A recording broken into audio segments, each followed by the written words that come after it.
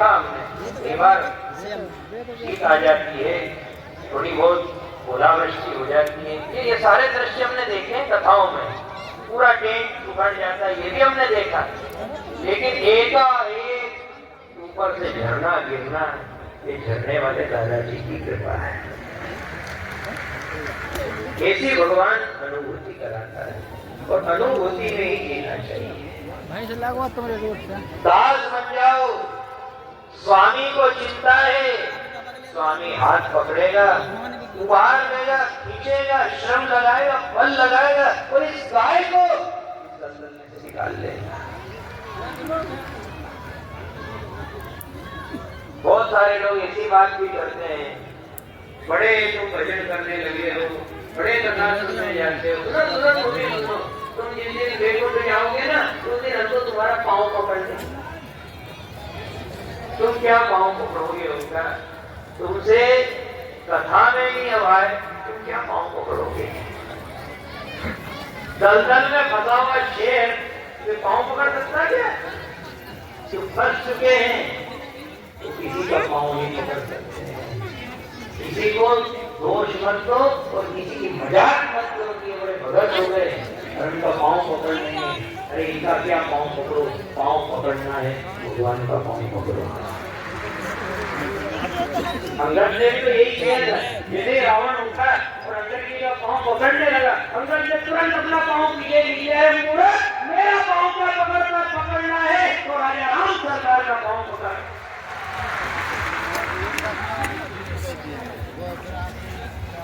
फोकट लोगों के पाँव मत पकड़ो भैया, कोई आपको पुस्तक दे करके चले जाएंगे, कोई कह रहे वहां चलो, वहां हमारा डेरा है और तुमको दीक्षा भी दिला देंगे। कहाँ है भगवान? कोई कीर्तनी, कोई देवी देवता नहीं। ऐसे लोगों की भ्रामक बातों में मत लगना। यदि आप रहो तो भगवान की शरण में गिरो। भगवान बहुत दयालु है, वो आपको नील बना देगा और नील नील होती है। तेरा नाम का एक भाई भगवान का परम घर से जरी तो नाई सुबह शाम जाता था, राजा घाट को सरसों का तेल लगाता, मालिश करता था। 2-5 दिन में एक आकर हजामत बनानी पड़ती थी, हजामत भी बनाता था। तो सेना नाम का जो नाई हुआ है, ये अभी कलयुग की घटना है, अभी 300 वर्ष पुरानी घटना है। तो आपको कोई शास्त्र की बात नहीं सुना है, इसी कलिकाल की कि देखो कैसी कैसी ईंट हुई है हमारे यहाँ और भगवान ने कैसा निभाया है। एक दिन क्या हुआ, राजा ने आदेश दिया था कि कल रविवार है और तुम सुबह जल्दी आ जाना और रविवार को हजामत बना देना और बढ़िया राजा हमारा तेरा था तो भगवान का भगत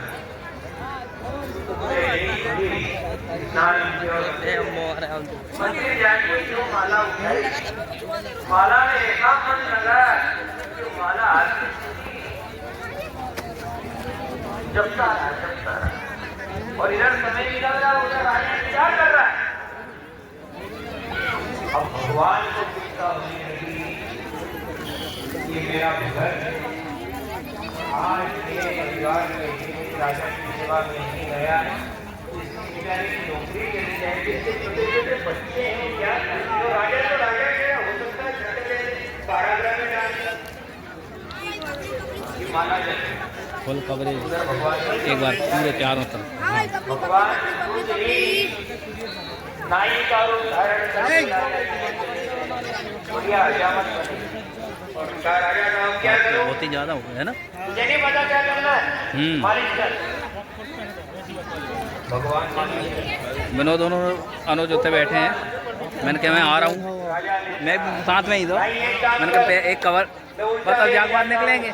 और तो मेरी कमर चटका, ये थोड़ा ऐसा दर्द जैसा लगता है, कमर चटका है से ज्यादा है। हाँ राजा से ऐसा उठा पड़ा और ऊपर स्वयं भगवान नाई का रूप धारण कर रखा है, ऊपर से कमर चटकाने लगे। राजा साहब अब कैसा लग रहा है? आराम आया आपको? और थोड़ी मालिश करो, और थोड़ा नस को दबाओ। राजा ने आज नाई का हाथ नाई को आज नाई का बदला बताया, और आज इसने कमर भी ऐसी चट गई, एक बार में ऐसा कर दिया। पर इससे मेरे भीतर स्पंदन हो रहा है, क्या बात है? सामने एक शीशा लगा हुआ था, राजा ऐसा उठा, राजा की नजर आईने के ऊपर पड़ी। आईने में क्या देखता है? बाल नजर आ रहे हैं, एक चोटी नजर आ रही है, और उसके ऊपर एक मोर पंख नजर आ रहा है। भगवान यहाँ बैठे नाई बनकर, और राजा ऐसा पड़ा हुआ है।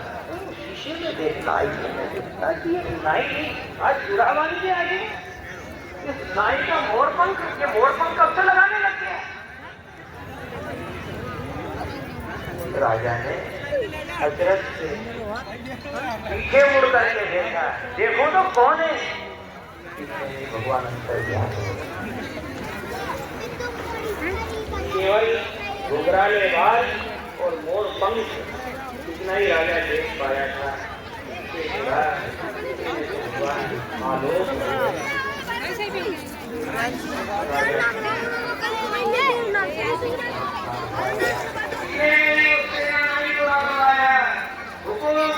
माफी हो गया, माला चक्रा था, हुकूम मत देना, नौकरी से मत निकाल देना, हुजूर से बच्चे नीचे मर जाएंगे।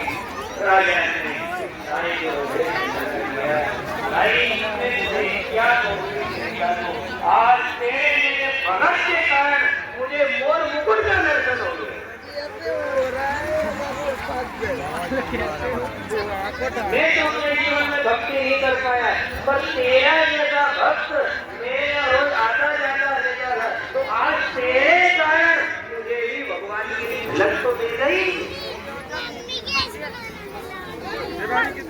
ये होता है संग का प्रभाव। आपकी दिल प्रार्थना है, जो भले लोग हैं, अच्छे लोग हैं, सज्जन है, भगत है, उनका साथ जरूर करना।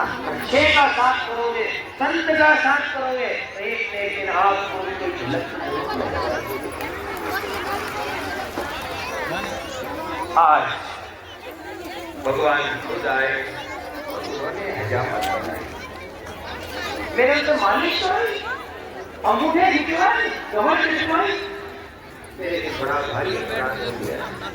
सेना नाई रोने लगा, मेरे प्रभु को मेरे कारण इतना श्रम करना पड़ा। विस्तारे राजा भी रोए और नाई भी रोए, कथा बड़ी अद्भुत है। भगवान का स्वभाव अद्भुत स्वभाव, ऐसे कई प्रमाण है आपको। एक भगत ने तो बहुत सुंदर भाव गाया है। भगवान सदियों की कई घटनाएं सुनी, त्रेता द्वापर और कलयुग में भी 200-250 साल पहले तक के आपके ऐसे कई प्रमाण सुने। दया निधान, दया कितनी कितनी आपने कृपा करुणा भक्तों के ऊपर की है, कितना स्वभाव रहा है। प्रभु अब ऐसा क्या हो गया आपको? हम भी तो आपके हो गए, हम भी तो आपको चाहते हैं। प्रभु हमने आपकी कथा सुनी है, ऐसा स्वभाव का दर्शन आप हमें क्यों नहीं कराते हो? एक साधक ने, एक भगत ने भगवान से खींच करके गाया है, क्या भाव तेरा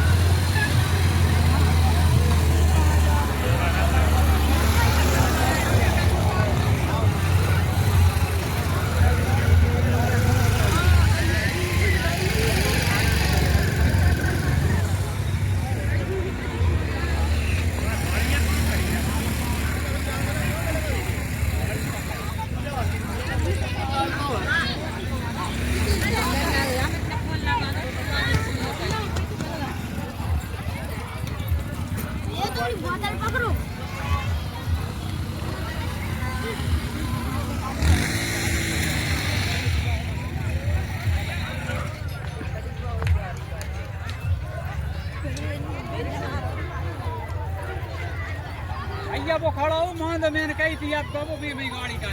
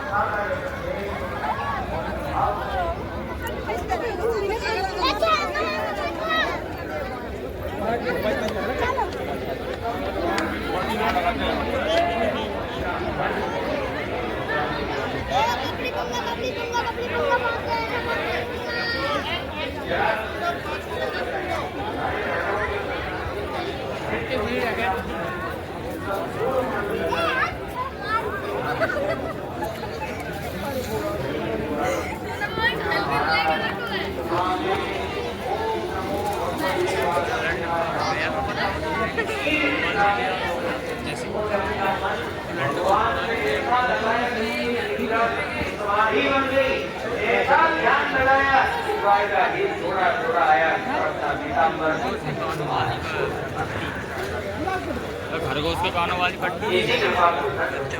हाँ आप कहीं भी हो, किसी भी स्थिति में हो, कोई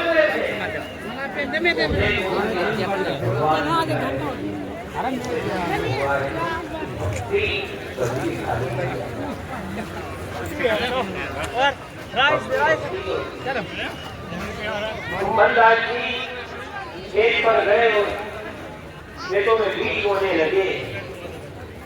उनकी भक्ति इतनी, भगवान भी उनसे रोज मिलने आते थे। देखा आज कुंभनदास घर में नहीं खेत पे गया तो भगवान खेत पे कैसे मिलने आते थे। कुंभनदास तो आज घर पे नहीं था, खेत पे मिलने आया। क्या कर रहा है भगवान? वो नहीं कर रहा।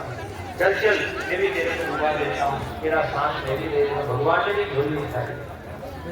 आगे आगे ढेर चल रहे थे, पीछे पीछे कुंभनदास जी, उनके पीछे भगवान झोली उठा करते चले। इतने में ही मंदिर में से घंटी और घड़ियाल की आवाज आई। आरती का समय हो गया था, पुजारी जी ने शंख बजा दिया। वैसे ही कुंभनदास जी सब कुछ छोड़ छाड़ करके मंदिर की ओर दौड़ने लगे। तो भगवान ने कहा कुंभनदास मंदिर में बैठा हुआ साक्षात परम परमात्मा ने खुद को तेरे सामने उपस्थित हो गया, अब मंदिर क्यों जाता है? मत जा मंदिर, मैं खुद श्री हरि तेरे साथ खड़ा हूँ और तू घंटी घड़ियाल और आरती की आवाज सुन के वहां दौड़ा चला जा रहा है। कुंभनदास जी ने बहुत सुंदर उत्तर दिया, भगवान मेरा नियम है आरती में जाने का, मंदिर में जाने का। इस नियम को तो मैं निभाऊंगा ही निभाऊंगा। आप तो लीलाधारी हो, आज आप मुझसे मिलने के लिए आ गए, हो सकता है कल नाराज हो जाओ, किसी कारण से कल ना भी आओ।